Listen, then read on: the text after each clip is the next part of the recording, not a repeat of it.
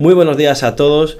Hoy en este programa de Impulso, como veníamos anunciando, es un programa bastante especial porque vamos a tratar sobre el 1 de mayo. Es un tema que realmente preocupa a la clase trabajadora y el título de este programa no sabíamos cómo definirlo exactamente. Quizá podríamos hablar de tantos temas, pero concretamente queríamos repensar lo que ha sido el sindicalismo, pues repensarlo desde abajo, desde quienes trabajan, de aquellos que precisamente se parten el lomo día a día para sacar este país adelante. Y hoy contamos con dos invitados especiales. Uno de ellos ya lo conocéis, que estaba en nuestro programa sobre la calidad del empleo, que es José Rubia. Muy buena. Abogado laboralista. Y el otro es un viejo amigo con mucha experiencia, mucha calle, un músico, un viejo rockero. Es Paco. Bueno, preséntate. Muy buenas, ¿qué tal? Sí, ¿qué nos puedes decir de ti, por ejemplo? Bueno, pues actualmente estoy trabajando en Sierra Nevada, en Setursa, y bueno, estoy militando en un partido político. Sí. Y nada, y vengo a hablar un poquitín del 1 de mayo. Perfecto. Mira, lo del partido político es algo bastante interesante porque nos puedes contar también tu trayectoria, ¿no? De cómo como cualquier trabajador de este país ha tenido una evolución y ha visto también algo de lo que vamos a hablar concretamente en este programa, que es el tema de la desafección sindical, es decir, cómo realmente hemos pasado de una situación en la que hace 20 o 30 años había un gran número de trabajadores que estaban afiliados a los sindicatos, es decir, que confiaban en el poder de negociación de los sindicatos como una herramienta de transformación social y de conquista de derechos sociales, ¿no? Porque, como bien sabemos, los derechos no llueven del cielo. Pero en los últimos años, eso, según datos especialmente del CIS, podemos ver que según la OCDE, la afiliación sindical en España ha descendido de un 30% en los años 80 a menos del 13% en 2022. Y según el barómetro del CIS de enero de 2024, refleja que los sindicatos solo generan confianza en el 2,7% de los ciudadanos. Es decir, esto es algo bastante preocupante porque tienen una mala reputación como la pueden tener los políticos a día de hoy en España. Es decir, esto lleva a que muchos jóvenes en situaciones, tú las puedes escuchar en un aula, en el parque, en la calle, prefieren parecerse más a los típicos gurús vendehumos de YouTube, ¿no? Que te dicen que te puedes hacer rico en un abrir y cerrar de ojos, en lugar de venerar una figura que, tendría que ser respetada, como podría ser un sindicalista que lucha por los derechos laborales. Pero claro, hemos visto cómo en estos últimos años no persiguen estos intereses de la clase trabajadora. Entonces, José, tú en este sentido nos puedes decir de experiencia, tienes para aburrir. Sí, yo creo que los sindicatos han seguido una línea muy paralela a lo que ha pasado con los partidos políticos, y es que poco a poco la sociedad ha ido perdiendo por completo la confianza en estas figuras en la medida en que se han ido institucionalizando. Yo creo que después del 78, con la Constitución española, hubo ahí un resurgir de creer, oye, pues esto se puede institucionalizar, podemos crear unas figuras que nos ayuden a mejorar, a participar, a mejorar las condiciones laborales, y que una vez que eso ya se ha conseguido a nivel normativo, pues se ha visto que en la práctica ha tenido muchas disfuncionalidades y que han terminado funcionando no como aquello para lo que estaban previstos. Y eso ha hecho que la sociedad pues se desafecte tanto de la política como de los sindicatos, como de todo aquello que está institucionalizado, y que se termina viendo más como un lugar en el que colocar a los amigos o en el que generar esferas de privilegio, que como algo realmente efectivo, que es la finalidad que deberían de tener. Es curioso, mira, esto que comentas, porque una de las críticas que hacían esos sindicatos que eran de base, ¿no?, contra el sindicalismo oficial del régimen de Franco, ¿no?, era que al final el sindicato vertical se acabó convirtiendo en algo corrupto, ¿no? O era principalmente una de las reivindicaciones, por eso surgen originariamente las comisiones obreras, ¿no? Como ejemplo puedo decir. Sin embargo, estos grupos que aparentemente nacieron de la base, una vez que han llegado a este sistema de la Constitución del 78, se han convertido en exactamente lo mismo. Incluso la forma de organizarse el sindicato no es un sindicalismo de abajo a arriba que proponga una participación activa de los trabajadores, que promueva nuevas formas de gestión de la empresa, quizá una potenciación hacia una economía, pues yo que sé, desde más planificada o más cooperativista, o con instituciones que sirvan para empoderar, entre comillas, tampoco es que me guste mucho este término, a la clase trabajadora, sino una burocracia pensada desde arriba, creada desde el Estado y bueno, al servicio de... Esto se ve muy bien con la financiación de los propios partidos políticos y de los propios sindicatos. Serían absolutamente inviables si no dependieran de un sistema de subvenciones. ¿Por qué? Porque aquellos a los que tienen que representar a aquellos trabajadores, como no confían en ellos, evidentemente no los financian.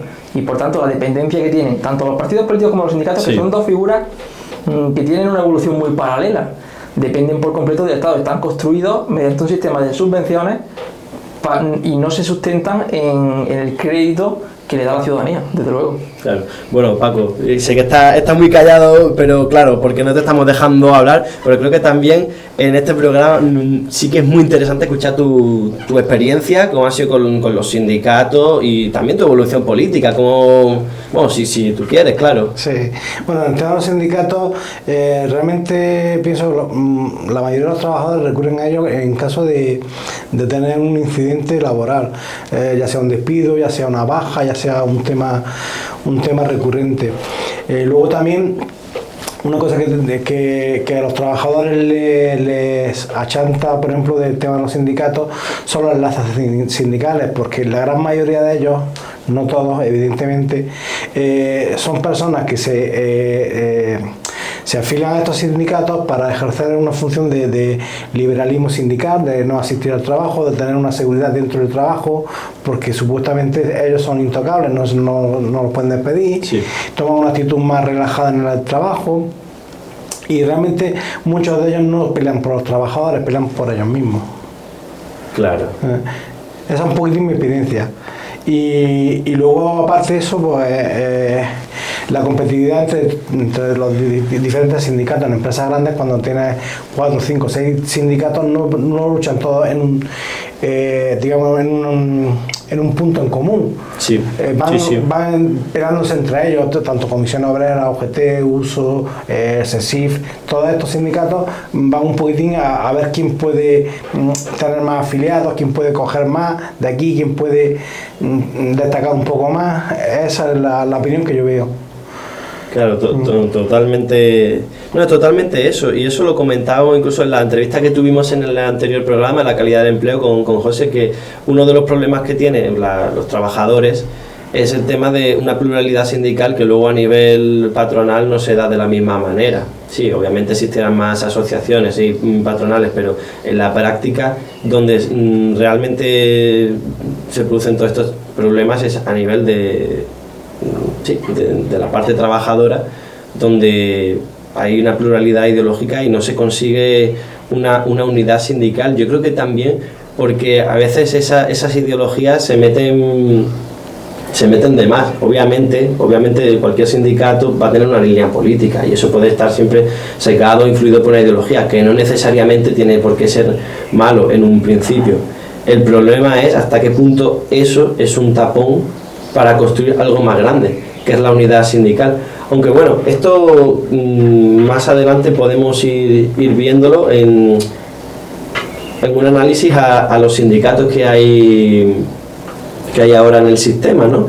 Porque es cierto que si criticamos la institucionalización de los dos principales, que quizás sean, por desgracia, los que tienen más poder de convocatoria, que son UGT y comisiones. Pero luego, por otro lado, hay otros sindicatos que, por ejemplo, CNT no acepta subvenciones, y luego hay otros que están, poco fuera de la línea más oficial, pero algunos sí las aceptan. Y de alguna manera están dentro del sistema, quieren intentar dinamitarlo, pero con los medios que te da el sistema, pues al final poca cosa puedes hacer.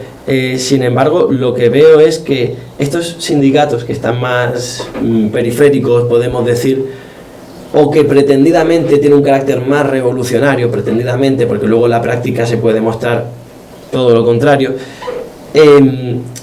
estos realmente se dejan llevar mucho por múltiples ideas de tipo identitario. Ya puede ser de nacionalismos periféricos, ya pueden ser de cuestiones de género, que ojo, en algunos casos puedo comprender la justificación. No voy a ponerme aquí a modo inquisidor, pero yo creo que sí es cierto que a la hora de la verdad no llegas a la mayoría del pueblo español trabajador, ¿no?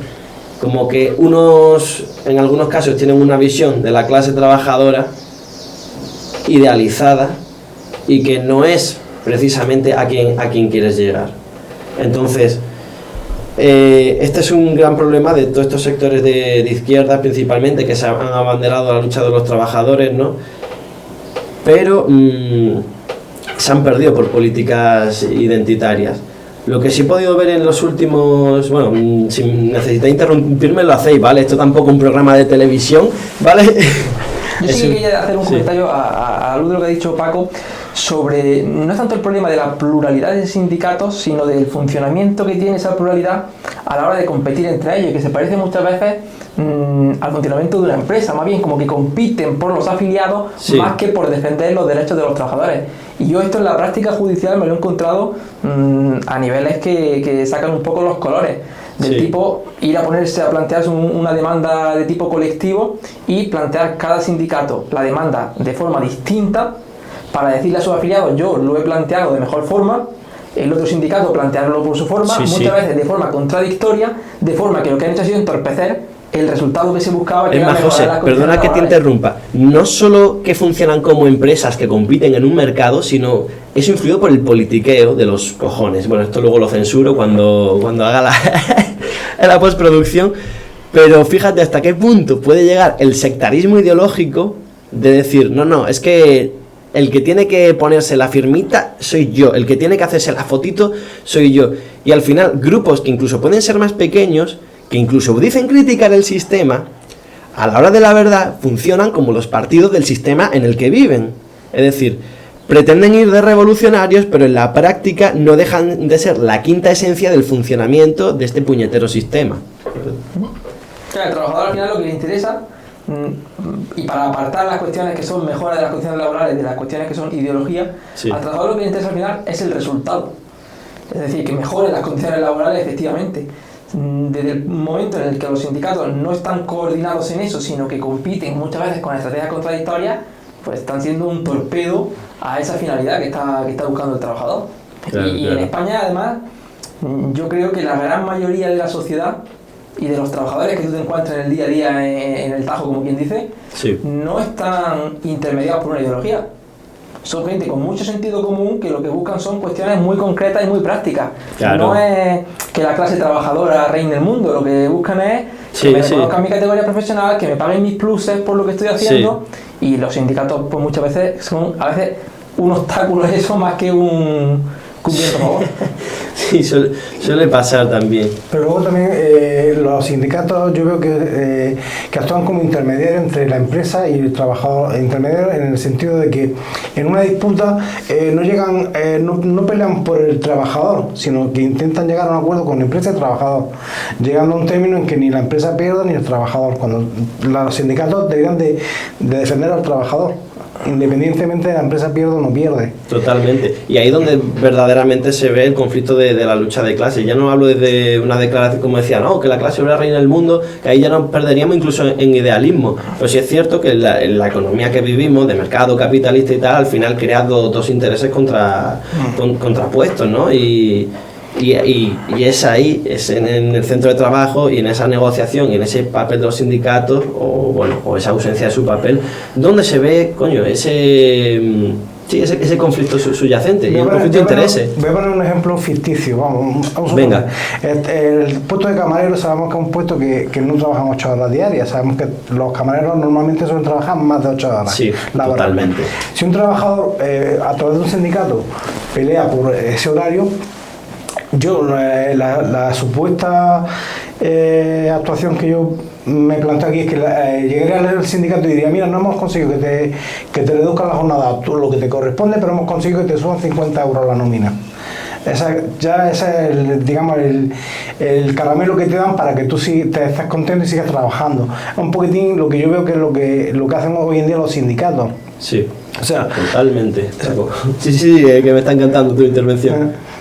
Es lo que yo veo. Por ejemplo, tú estás peleando por una categoría, tú estás ejerciendo un puesto, tú estás trabajando en un almacén, tú eres un mozo de almacén. Te lo digo porque ha sido un caso particular mío. Tú estás trabajando de mozo de almacén, pero tú tienes la llave, abres el negocio, cierras el negocio, haces los albaranes, haces pedidos, haces trabajos de un responsable. Pero tú tienes tu nómina un mozo de almacén. Lo peleas, no te lo dan. No te dicen que no, que tú haces tu trabajo y que si no, que no hagas tu trabajo, que no hagas esas funciones, que te dediques solamente a lo que te pone en tu contrato. Pero tú como trabajador y estando solo en una empresa, ¿qué haces? Pero es que hay que diferenciar quizás dos esferas ahí, porque ya hemos llegado a un momento en el que ya no es tanto mejorar las condiciones laborales a nivel normativo, que eso muchas veces ya lo tenemos, que los convenios colectivos están ahí, que está el estatuto, sino a un nivel de cumplimiento normativo. De, oye, si yo estoy haciendo unas funciones, me tienes que retribuir conforme a esas funciones. Y según muchos convenios, si estoy haciéndolas durante un tiempo, me tienes que dar la categoría. Y esto no entra ya en el terreno de la negociación. Es un derecho exigible, que te lo exijo ante un juzgado, si no me lo reconoces por las buenas, y ya está. Y muchas veces los sindicatos, claro, intentan intermediar entre la empresa y el trabajador con derechos que el trabajador ya tiene conquistados, y que quizás lo que tiene que hacer el sindicato no es renegociar lo que ya está escrito, sino pelear judicialmente lo que ya tiene reconocido. ¿Cuál es el problema que tenemos? Pues que los servicios jurídicos de los sindicatos, yo que lo he vivido un poco más desde dentro, que he tenido contacto con otros compañeros, están tremendamente si quieres, cuenta alguna experiencia pues está interesante para el programa de hoy. Yo me he encontrado con compañeros, con abogados que estaban trabajando en el sindicato como falso autónomo.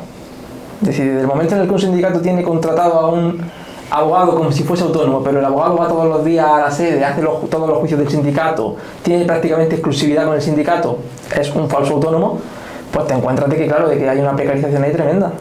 Y luego, pues abogados que tienen 8 o 9 juicios en un día del sindicato, y que es absolutamente inviable hacer una buena defensa de los derechos de un trabajador cuando está tan masificado. Y eso es un problema que a los que estamos ejerciendo el laboralismo nos viene muy bien, porque hay una gran cantidad de trabajadores que van al sindicato, se encuentran que no les ofrecen el trato que ellos quieren, que está masificado, y lo que le están diciendo al principio cuando vas con tu problema es, pues si te afilias te cuesta menos. Y se ve claramente que la intención no es ayudar, sino buscar la afiliación, y se van y buscan un abogado particular porque piensan que están. Es que parecen las puñeteras ONGs que están en la calle, que te paran, venga, ponme tus datos, y que te vienen con... Y ya no solo el hecho de que estés afiliado o no, sino el tiempo que lleves afiliado. No es lo mismo un afiliado que lleva 6 meses afiliado a un sindicato que un miembro que está 5, 6, 10 años afiliado a un sindicato. Le dan prioridad a los que tienen más años de afiliación. Bueno, ahí es que se ve cómo crean su propia casta también, sus propias estructuras. Fíjate, era una palabra muy resonada la de la casta en 2014, cuando empezó Podemos, el que muchos pues, creyeron en el proyecto, y luego al final tienen más cuento que... Sí. Básicamente, la opinión que tienen, yo como trabajador de los sindicatos, que son una empresa que están haciendo dinero con los trabajadores. Simplemente. Bueno, otro de los temas que también creo que es interesante tratar es, aparte de, hemos estado hablando de todas estas cuestiones económicas, estas cuestiones sociales, estas cuestiones de cómo afecta ese funcionamiento o ese mal funcionamiento. Por un lado, ya hemos criticado a esas estructuras de las cuales no esperamos absolutamente nada como clase trabajadora. Ahora bien, devolver la pelota a nosotros como pueblo, incluso especialmente este mensaje va más dirigido a la juventud. ¿Qué es lo que nos pasa? Es decir, ¿por qué no tenemos esa capacidad de autoorganizarnos? Y, por ejemplo, comentabais que en esas cuestiones de... Eras tú, Paco, creo que era, ¿no? En la empresa, de cumplir X derechos, a la hora de pelear tú solo, que siempre es necesario contra una organización colectiva. El poder de muchos es lo que empuja a imponer una serie de condiciones. Sí, porque estamos creando una sociedad que luchamos mucho por nuestros derechos, pero estamos olvidando nuestras obligaciones. Básicamente eso. Sí. Peleamos por nuestros derechos, pero olvidamos nuestras obligaciones. No, totalmente. Es que, ojo, que pelear por según qué derechos lo veo legítimo. El problema es convertir 80.000 cosas en derechos, ¿no? O convertir cualquier tipo de deseo individual en derecho. Pues mire usted, a lo mejor es derecho o a lo mejor no, pero es importante que el derecho se construya la obligación, y al final esto requiere sacrificio. Y aquí es otra de las críticas, ¿no? ¿Qué cultura tenemos la juventud, ¿no? Porque, por ejemplo, autores como Zygmunt Bauman o David Le Breton apuntan a una juventud sumida en el individualismo, en la hiperconectividad y, ojo, esto es importante, ocio pero sin compromiso colectivo. Y al mismo tiempo los influencers y estos gurús financieros, yo los llamo así porque muchas veces no tienen ninguna base ni económica ni científica de ningún tipo. Es como lo típico, crear una secta en base a la necesidad de una persona, y más en estos tiempos están proliferando a tutiplén. Y bueno, te venden eso, ya está, tienes una frustración y te dicen, bueno, tú vas a hacerte rico, y todos son promesas que van hacia el individualismo y no hacia un sentido de lo colectivo. Y esto, por ejemplo, lo comentábamos en el anterior programa de la calidad del empleo con José, de cómo muchos trabajadores dentro de las empresas que juegan a hacerse la puñetera zancadilla.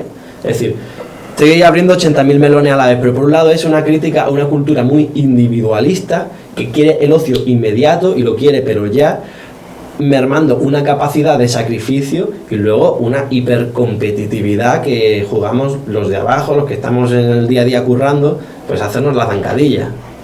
Entonces, bueno, ¿qué podéis comentar de esto? ¿Qué opinión nos suscita? Sí, es cierto que la sociedad ha cambiado, que la juventud ha cambiado, que hoy en día se busca mucho por lo inmediato y además el salvar la situación particular. No sé si ha cambiado, siempre ha sido así. Siempre está el trabajador que lo que a él le ha interesado ha sido sus condiciones, de yo tener un buen estatus, de estar en el sindicato para que no me puedan despedir a mí, no tanto para defender a los demás. Pero quizá hoy en día con las redes sociales, con el exhibicionismo, pues esto se ha proliferado bastante. ¿A dónde nos lleva esto? ¿Cómo se resuelve esto? Pues es muy complicado. Es una cuestión ya casi más sociológica que una cuestión que podamos abordar con pequeños parches. Es una cuestión y que es preocupante. Es que esto, bueno, yo es que hilo las cosas muy rápido, yo soy así de creativo a veces. Bueno, voy a quitarme las flores de encima, ¿no? Demasiado ya me he tirado, pero sí quiero hilar este sentido de la cultura hiperindividualista a, ojo, es posible, porque bueno, estamos haciendo críticas al sistema, a los sindicatos, estamos mal, pero hombre, estaría también guay que no vamos aquí a resolver el mundo en este podcast, desde luego que no, pero sí empezar a dar unas pinceladas de, oye, ¿qué se puede hacer para construir una cultura más que se centre más en lo colectivo? Y luego, incluso eso, ¿cómo se podría traducir? Si puede ser un sindicalismo que venga más de base, ¿no? O qué modelo, ¿no?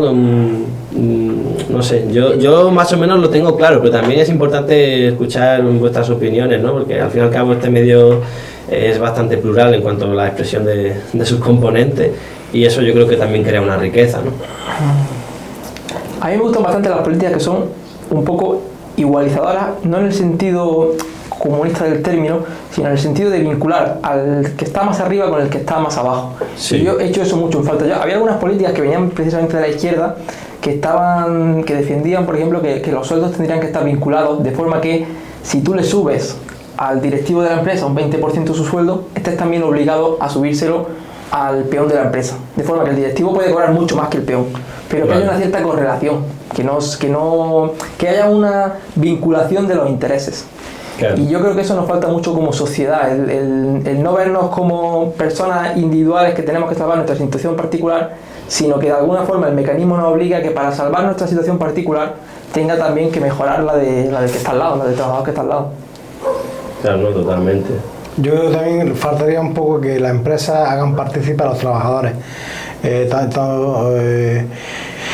Me refiero, por ejemplo, si una empresa tiene unos beneficios abundantes, pues que hagan una especie de que impliquen a los trabajadores, que repartan un poco el beneficio. No quiero decir que todo el beneficio de la empresa se reparta entre los trabajadores. Sí, que no estamos hablando ni siquiera ni de socialización, ni de medios de producción. Es que hay una cierta vinculación entre si le va bien a uno, le vaya bien también a otro, ¿no? Claro, Sí. claro, porque si un trabajador cobra, vamos a suponer, los mileuristas cobran 1.000 euros y están trabajando en una empresa, y si al final del año cierran cuentas y la empresa tiene un beneficio de X% y lo reparte entre los trabajadores, eso motiva que los trabajadores el año siguiente trabajen más, se involucren más y participen más en la empresa.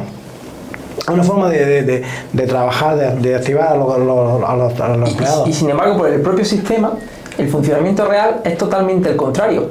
Si uno se da cuenta, cuando yo que trabajo mucho con los convenios colectivos, tú te pones a mirar los convenios colectivos y aquellas empresas que son más potentes, se me está ocurriendo por ejemplo consultoría, todo lo que son las tecnológicas que ahora tienen un boom de muchísima facturación, son los peores convenios, son convenios que prácticamente en su mayoría todas las categorías profesionales cobran el SMI o muy poquito por encima del SMI. ¿Por qué ocurre esto?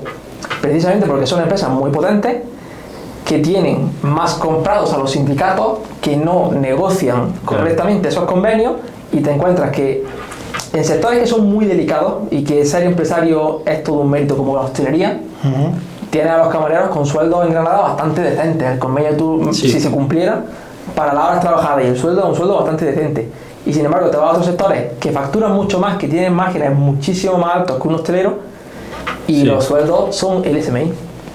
Puede ser en este caso, vamos, simplemente es una especulación mía, que claro, estos sectores son nuevos. Por un lado, si son nuevos, el trabajador que está llegando es un trabajador, normalmente suele ser más joven, y no hay una tradición de una lucha colectiva, sindical, etcétera, en la cual como que no se ha creado un precedente para crear unas mejores, por ejemplo, a lo mejor otros sectores que tienen muchos más años de lucha. Cuando tienes un recorrido, una tradición así de lucha o sindical más fuerte, sí, cuando llega el trabajador es más fácil instruirlo y que se cree esa compenetración, esa capacidad de lucha. Al ser un sector tan nuevo, por un lado, creado por gente muy muy potente, que son los que están en la parte de arriba, y los que están llegando para trabajar, por un lado, no han tenido ese recorrido de lucha colectiva, y por otro lado son jóvenes y son muy jóvenes y le falta experiencia también. Yo creo que puede influir eso, ¿no? Sí, pero ocurre una cosa, que es que quien negocia esos convenios no es el joven que está trabajando y que ha encontrado un puesto de trabajo en consultoría. Sí. Quien tiene que negociar esos convenios al final son los sindicatos, que sí que tienen unas estructuras que podrían en poco tiempo decir, y ahí, oye, claro, ahí el problema es que es un sector muy precarizado en el que tenemos que ponernos las pilas. ¿Dónde estáis cuando más os necesitamos, no? Presionar. Y yo creo que es un poco más cosa del tema de los sindicatos, y pasa con muchos sectores. Una cosa muy desconocida normalmente, el sector de la abogacía. Tú a un abogado, si eres un despacho de abogados y contratas a una persona para hacer de abogado, le puedes pagar el salario mínimo interprofesional, porque no hay un convenio colectivo en Granada, por ejemplo, de la abogacía que mejore esas condiciones. Y eso es porque los grandes despachos han tenido mucha capacidad de que no se negocien esos convenios colectivos. Claro, y eso interesa, que no se negocie.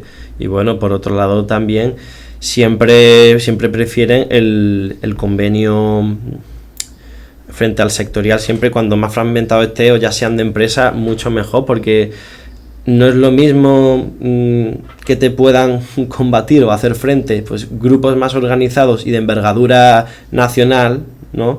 que cosas muy locales o incluso de empresas, obviamente. Es lo que comentamos incluso en el otro programa, el clásico divide y vencerás. Cuanto más fragmentadas estén las luchas, pues es que es del sentido común, vamos, no le estoy descubriendo absolutamente a nadie el Mediterráneo. Y precisamente cuando estábamos hablando antes de esa crítica a sindicatos existentes o a sindicatos un poco más, se llama los outsiders, usando, bueno, voy a usar el término anglosajón, por favor, perdóname la expresión, ¿no? Más alternativo, mejor. En este caso, yo un problema que veo cuando se meten luchas parciales o identitarias o que fragmentan, aunque ya sean de corte nacionalista periférico, de identidades de, yo qué sé, de 80.000 géneros que existan, de cosas al fin y al cabo muy muy precisas, al final hace que olvidemos algo mucho más grande, que es que nos une a todos, somos trabajadores, que nos une a todos, tenemos una patria que es España, y precisamente me he puesto esta camiseta a propósito porque seguramente, sí, al principio habrás visto el podcast y pensarás, bueno, será un especial sobre la selección española, la Eurocopa. No, es sobre la clase trabajadora, y me he puesto esto a propósito porque seguramente esta camiseta a día de hoy represente más a la clase trabajadora en España que otras indumentarias. Y en eso no creo que no me estoy equivocando. Pero bueno, yo creo que también uno de los problemas, y que creo que podría ser una de las propuestas que se puede dar desde esta plataforma, aparte de todos estos diálogos súper interesantes que estamos teniendo, es qué alcance tiene que tener la lucha o en qué no se puede diluir. Yo por lo menos sí que tengo claro que si se tiene que construir un sindicalismo en España o un nuevo sindicalismo, una organización de trabajadores, primero tiene que venir de base, pero tiene que estar emancipado de las dinámicas que han ido cogiendo los sindicatos del sistema y los que, siendo periféricos, pululan alrededor de lo sistémico, y sobre todo tiene que ser patriótico, no tiene que estar acomplejado. Bueno, pero esto ya sería otro melón que abrir a cuál es la deriva que está tomando la izquierda con la cuestión de la defensa de España, ¿no? Porque al fin y al cabo, si fragmentamos la lucha de todos los trabajadores españoles en los de Andalucía por un lado, los de Valencia por otro, luego los del colectivo minoritario por otro, al final lo que se hace es una balcanización. También es que es un debate un poco ficticio muchas veces, en el sentido de que la sociedad no está tan ideologizada como nos venden, ¿no? En la televisión vemos como que sí, como que está la izquierda que defiende esto, la derecha que defiende otro, pero cuando tú hablas con la gente de a pie, entre el votante socialista y el votante de Vox, no hay tanta diferencia, y son normalmente personas pues, que son trabajadoras, que creen en lo que es la idea de España, que creen totalmente. Que hay que mejorar los derechos de los trabajadores, totalmente, y que tampoco una gran parte del electorado que puede votar a partidos más convencionales como PP, como PSOE, no tienen entre los propios ciudadanos tantas barreras, ni les importa tanto la política, votarán a uno, votarán a otro, pero no es su principal problema ese. Lo que ellos quieren es pues eso, creen lo que creen, y están mucho más cerca de lo que nos hacen ver en la televisión, como que la ideología nos divide mucho, la ciudadanía luego no está tan dividida. Sí, yo creo que ese debate más ideologizado, en el mal sentido de la palabra, estoy totalmente de acuerdo, precocinado y desde arriba, porque también interesa eso, es decir, cuando tienes al pueblo dividido en ideas artificiales y en partidismos absurdos, que muchas veces son absurdos y hay veces que no se pueden sacar ni presupuesto, ni tienen visión de Estado, en ocasiones ya por sesgos que rozan lo absurdo, pero precisamente por eso, porque así se puede mantener el status quo de unos pocos, ¿no? Yo este fin de semana que estaba en Jerez, en un día de motociclismo, y estábamos allí hemos quedado unos días en un camping, y hemos tenido pues mucha oportunidad por la noche de hablar pues con mucha gente que es currante, unos de Valencia, otros venían de toda parte de España, y me iba yo con la idea de decir, me gustaría saber a quién votan, porque estoy seguro de que votan a partidos diferentes, pero cuando hablábamos de este tipo de temas, todos tenían un pensamiento muy parecido, tanto en opinión sobre los sindicatos, en opinión sobre la corrupción, sobre los partidos políticos, sobre el funcionamiento del sistema. Luego cada uno votaría a quien votara, pero el pozo era más de consenso que de tener grandes diferencias. Totalmente. Y les interesaban temas que muchas veces no están en el candelero. Pues, el género, pues no le interesaba tanto a nadie. No le interesaba era pues la corrupción, el funcionamiento del sistema. Claro. Y sin embargo se nos pone muchas veces la distracción delante, y no vemos lo importante. Es que precisamente ese tipo de gente, ya esto es una opinión y una confesión pública, ¿no? Cuando se crea este proyecto de impulso como plataforma, precisamente es esa gente del pueblo español normal y corriente, trabajadores, que ya están hartos de todo, y que bueno, no les queda otra que a veces que votar a partido del sistema, porque a lo mejor lo votan porque dicen, bueno, ¿qué otra cosa hay? Yo creo que uno de los motivos también es que esto sea un altavoz alternativo, es decir, muchas veces nos hemos promocionado como medio de comunicación alternativo. Obviamente no somos Telecinco, ¿vale? Ni tenemos todo ese equipo, pero con nuestros medios humildes, yo creo, y más con la época que tenemos de este cambio tecnológico, que bueno, pues te compras un micro, una cámara y puedes hacer contenido en internet, yo creo que se puede hacer una labor muy buena. Hombre, todo requiere de pico y pala y y adelante, pero es muy interesante esta experiencia. Hablando sobre este tema, es que hoy en día se está politizando todo, sobre todo, por ejemplo, como más descrito al principio de la entrevista, yo soy rockero de toda la vida, de mi época heavy y demás, y yo recuerdo que mi indumentaria, yo llevaba un pañuelo palestino, y yo soy de derecha, pero bueno, soy de derecha. Tiene más a la rama derecha, no es que sea de derecha. Sí, estaría guay que luego contase un poco tu experiencia de tu evolución, cómo has llegado, porque también es interesante conocer, ¿no? Bueno, ahora iré a ello. Sí. Es lo que estoy comentando, que se está politizando todo. El pañuelo palestino era una prenda de vestir, que puede caer bien, puede caer mal, puede sentarte mejor, abrigarte más, abrigarte menos, porque en invierno era una prenda de vestir. Pero se ha politizado tanto que yo el pañuelo palestino lo he tenido que tirar. Así que, claro, pero no por otra cosa, es que se está politizando.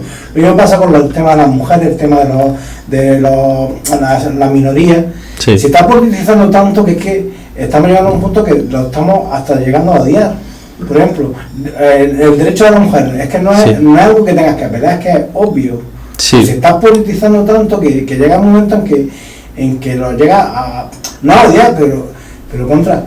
que tú ya no se te ocurra conocer a una muchacha y acercarte y decirle, porque es que no sabes por dónde te va a salir. Sí, mira, te voy a hacer una pregunta, si no quieres responderla, no la respondes, es picante. ¿No es quizás cierta, bueno, como tú le llamas politización, quizás, o un mal uso de la politización, puede ser, porque politizar a veces en ciertos contextos es legítimo, ¿no? Pero no puede ser quizás algunas visiones extremistas de todas estas cuestiones lo que te hayan empujado a ir te ha dicho, yo soy de derecha o creo que tiro más para la derecha. No es más bien que la inercia de lo pesado que han sido con ciertas cosas han hecho que tú, y no solo tú, mucha gente como tú, al final diga, pues mira, pues creo que soy de derecha, es como un efecto rebote, una acción-reacción. Sí, bueno, pues yo como mucha gente, cuando llegué a la edad de votar, yo voté al PSOE porque mis padres votaban al PSOE. Y así está votando unos cuantos años hasta que poco a poco, pues, amigos y demás, ya me fueron abriendo un poco los ojos al tema de derecha, PP y demás, pero que yo a lo largo de mi vida me está informando. Yo llegué a estar en una sede de Podemos para afiliarme. Hubo un momento en que cierto personaje hablaba por la tele y yo cierto personaje tenía una coleta, ¿no? Y una chepa también. Y una chepa, y claro, no, lo digo porque en aquella época, al principio cuando hablaba, era un flautista de Javelin, la verdad que traía las masas. Sí. Y realmente mucha gente. Es como, yo digo, hay que predicar con ejemplo. Tú no puedes decir, hay que trabajar, hay que no sé qué, y luego explotar a los trabajadores. Bueno, es que lo de este colega ya es pasarse el juego, porque, mira, ya empezó a cagarla. Cuando, bueno, empezó lo de Podemos el 15M, parecía que prometía, y había mucha gente, que los conozco yo de primera mano, que a mí no me pilló porque yo era muy pequeño en aquel entonces, pero que sí confiaron y, coño, el proyecto prometía mucho, y ha sido una gran pena que muchas de esas ideas que eran muy, muy legítimas no hayan ido a buen puerto y haya quedado en lo que ha quedado ahora. Pero en su momento, una de las primeras cagadas era lo del famoso chalet.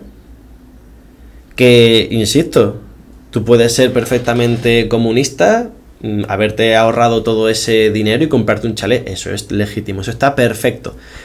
El problema es cuando tú, en las elecciones anteriores, utilizas la táctica populista, ¿vale? Que en política, bueno, tú puedes utilizar cierta retórica populista para conectar más con el votante. Pero empieza a decir, no, lo que no puede ser era... ¿Qué ministro era? O bueno, eran del PP, de que viven en el centro de Madrid en pisos de 600.000 euros y luego este señor se compra una casa del mismo rollo y encima se va a Galapagar, que no es precisamente una zona obrera.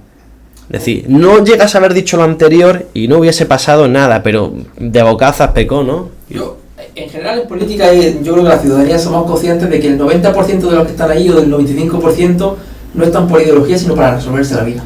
Totalmente. Desde los alcaldes, hasta los concejales, hasta los diputados, hasta los senadores. Y yo creo que en eso además hay un consenso en la población española sí.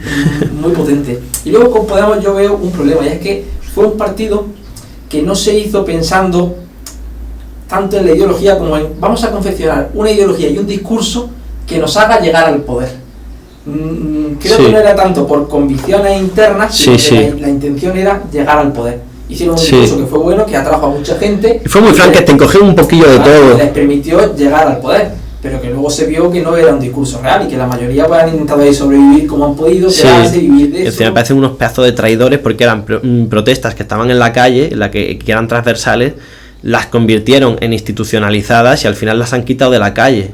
Eso es el gran peligro de este tipo de gente. Y que la ciudadanía no está tan lejos y que hay más consenso se ve muy claro en que si se pudiese sacar en términos estadísticos, ese viaje de persona que votó a Podemos, que se desilusionó y que luego ha votado a Vox, es que ha pasado y hay que decirlo. Muy frecuente. Coño, y tanto. El de la persona, porque Podemos al principio era un poco así, que cree en España, que cree en el Estado, que cree en la clase trabajadora, y ese es un hilo que une al Podemos del inicio con el Vox de ahora.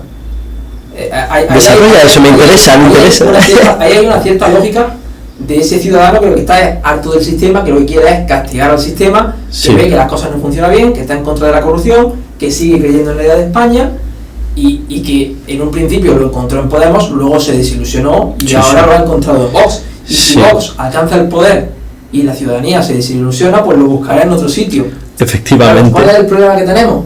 La capacidad que tiene el propio sistema político de absorber a los partidos como Podemos, de absorber a los partidos como Vox, y ese miedo que da de decir la ciudadanía va buscando algo muy claramente con su voto de castigo muchas veces, pero termina por no encontrarlo porque el propio sistema absorbe a esos partidos.